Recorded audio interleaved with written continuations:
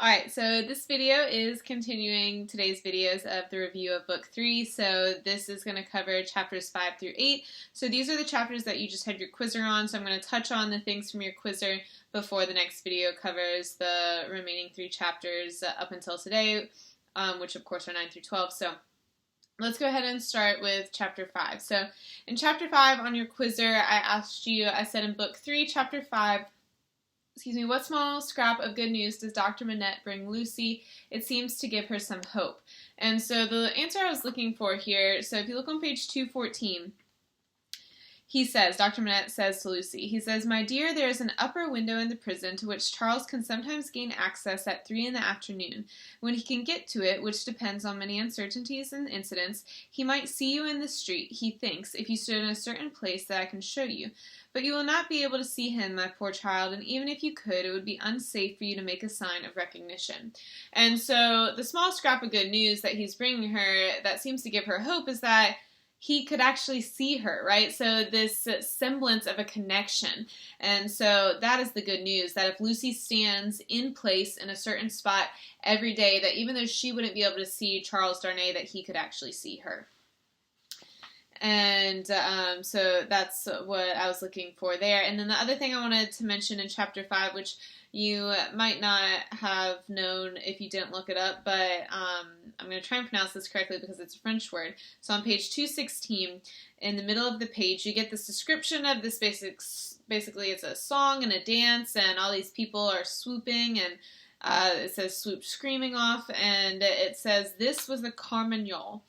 And I'm sorry, I might be mispronouncing that, but it's a French word, and it's essentially a French song and French dance that was popular during the French Revolution, and it's sort of like a war cry, if you think of that, sort of a representation of the revolutionaries and their belief in each other in a way to kind of stir up pride in the revolution itself. And so I just wanted to touch on that if you didn't know what that was in chapter 5. Next, moving to chapter 6. So in chapter 6, or in your quizzer, I asked you in book 3, chapter 6, to tell me who orchestrates Charles' acquittal and explain whether the defense is built on fact or emotion. And so obviously the primary person for the defense is Dr. Manette. And if you look on page 221, so this is at the very top. It says, "Dr. Manette was next questioned. His high personal popularity and the clearness of his answers made a great impression. But as he proceeded, as he showed that the accused was first his friend on his release from his long imprisonment, that the accused had remained in England, always faithful and devoted to his daughter and himself in their exile, etc., etc." So basically, Dr. Manette gives this long explanation as to the incredible person that is Charles Darnay, and then this paragraph finishes by saying, it says, "The jury declared that they had heard enough and that they were ready with their votes if the president were content to receive them." And so basically they had heard what an incredible person Charles Darnay was, and they completely agreed with Dr. Manette's appeal, and this was primarily due to emotion. So depending on how you supported your answer in your quizzer, I will actually accept whether it was built on fact or emotion. You just had to actually support your answer. And so I would argue that it was built on emotion because of the knowledge, the background that people have of Dr. Manette, that he suffered in the Bastille prison, and now he's here basically giving an account for Charles Darnay. He's the father-in-law, blah, blah, blah. And so, not blah, blah, blah, but anyways, you get what I'm saying, etc., etc. And so, I just wanted to touch on that there, that Darnay was essentially released due to Dr. Manette. And then moving on to chapter 7. So chapter 7, for your quizzer, I asked you, what is notable about the second arrest of Charles Darnay? Now, what I was looking for here, most people got, and this was at the very end of chapter 7. So this is on pages 226 into 227. And so if you look at the very bottom of page 226, Dr. Manette says, "Will you tell me who denounced him?" So basically, who is basically bringing him back into prison, right? Who is saying that Darnay needs to be imprisoned again? And so if you look to page 227, it says, well, you can ask him, basically the first person who's making the arrest says, well, it's against the rules, I can't tell you, but you can ask this friend of mine. It says him of St. Antoine here. And so then at 2:27 it says, the doctor turned his eyes upon that man who moved uneasily on his feet, rubbed his beard a little, and at length said, well, truly it is against rule, but he is denounced, and gravely, by the citizen and citizeness Defarge, and by one other. And so first of all, just understand that, right? So who has denounced him? So the Defarges, Mr. and Mr. Defarge, they have denounced him. And then it says by one other. And Dr. Manette says, what other? Notice the italics here. The man responds. He says, do you ask, citizen doctor? And Dr. Manette says, yes. And then it says, the soldier, the guard says, then you will be answered tomorrow. Now I am dumb. So this soldier, whatever you want to call him, the person making the arrest, he of St. Antoine, it says, with a strange look, says, now I am dumb. So depending on how you phrase this in your quizzer, you could have said it a number of ways, but essentially what's unusual would be that the Defarges actually denounced him, given that Mr. Defarge knows the whole story of Lucy and Dr. Manette and their ties to Charles Darnay. But the other is that, what's notable is the one other.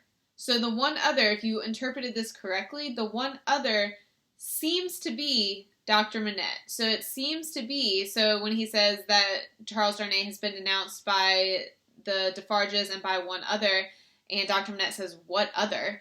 The guard says, do you ask, citizen doctor? And then he's confused. He's basically like, why would you be asking if you know who the other person is?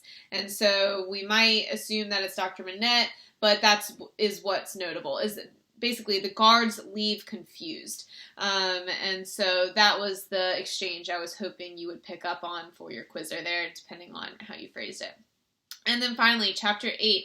So Chapter 8 is one of my favorite chapters where you really get to see Dickens' humor and what he does with words. So your question for the quizzer, I said in Book 3, Chapter 8, what do I mean when I say that Sidney Carton, quote-unquote, came to play? And so your answer should have been something similar to the effect that he came to France to help set Darnay free, that Sidney Carton did, and he has a plan and he needs Solomon's help. And so he has quote-unquote cards. So even though they're not actually playing a card game, he has cards against Solomon that he's going to use to blackmail Solomon in order to get his help. Now, what you need to realize, which hopefully you link together, is Solomon Pross, so Miss Pross's, wonderful brother she thinks the world of, is not actually who he says he is, right? We find out in Chapter 8 that he is actually John Barsad, the spy, from Darnay's trial so early on in Book 1. And so if you look at page 233, I am not going to read this entire passage to you, but it's the paragraph at the very top of 233. And this just shows you both Dickens' ability as a writer, but also then just the characterization of Sidney Carton and how clever he is, even though he's often depicted as a drunk. He's actually incredibly clever. And so essentially, he tells Barsad that I have 3 cards, right? So he says, first of all, he says, sheep of the prisoners, emissary of the Republican committees, now turnkey, now prisoner, always spy and secret informer. So much the more valuable here for being English that an Englishman is less open to suspicion of subordination in those characters than a Frenchman represents himself to his employers under a false name. That's card number 1. He says that's a very good card. So basically, he has the fact that Barsad has, multiple identities, isn't truthful. Then he goes on and he says, Mr. Barsad, now in the employ of the Republican French government, was formerly in the employ of the aristocratic English government, the enemy of France and freedom. That's an excellent card. So he's like, that's card number 2, right? The fact that you have played France makes you very unpopular with the revolutionaries. And so he goes through and he gives these 3 cards, and then finally he says, at middle of page 233, he says, I play my ace, denunciation of Mr. Barsad to the nearest section committee. And then he says, look over your hand, Mr. Barsad, and see what you have. Don't hurry. So obviously Carton is being sarcastic here. He's like, look, oh, and by the way, those 3 cards that I just played, the ace, the best card that I have, is I'll just turn you over to the selection committee and I'll let the revolutionaries deal with you. And so Farsad here, he obviously has no way out of this. And so the one thing I want to make sure you understand is when I say he came to play, yeah, he came to quote-unquote play cards. He came to blackmail Solomon into doing what he wants. And if you look on page 237, he says, you are a turnkey essentially at the prison. And he says, well, but I'm just, Solomon's like, well, I'm just telling you, there's no way out. And Carton says, that's not what I asked, right? He says, I will tell you what I need, and we'll talk about that in chapter 9. But he says in the very last part of 237, he says, why need you tell me what I have not asked? You are a turnkey. And so anyways, basically, for whatever reason, Carton's making it clear he needs entrance into LaForce. He needs entrance into where Darnay is being kept. And so the last thing from chapter 8 that I'll say is we get this scene with Jerry Cruncher. And remember, so we have discovered Jerry Cruncher's true job is grave digging. And what he realizes is that when they're talking about Roger Cly, so John Barsad's kind of spy, acquaintance / friend, Jerry says that Cly was never actually in his coffin. So whether that means Roger Cly faked his own death, that's at least what's assumed. But that's definitely an interesting piece of information that I wanted to make sure you saw there. And so that's on roughly page 235 if you're curious where that conversation is. Okay, so that was chapters 5 through 8, and then the final video for today will be 9 through 12, which is coming up next. So again, if you have questions, please email me, but hopefully these videos are helpful.